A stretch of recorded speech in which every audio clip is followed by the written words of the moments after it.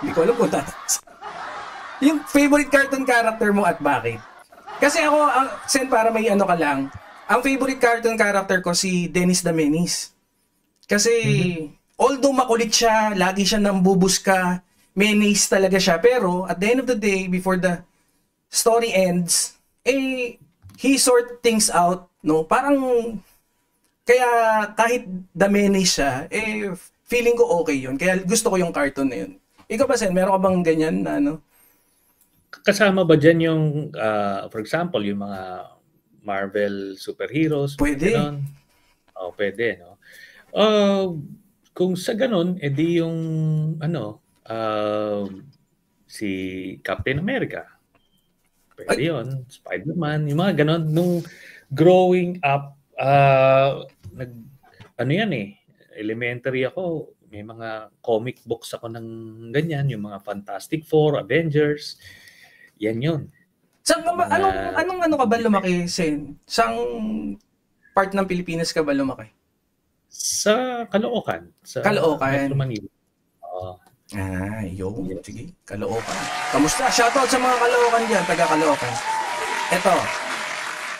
So, Captain America, Sen, no?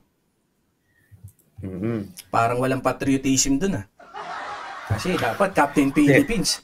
O kaya Captain Barbell. Joke lang, Sen.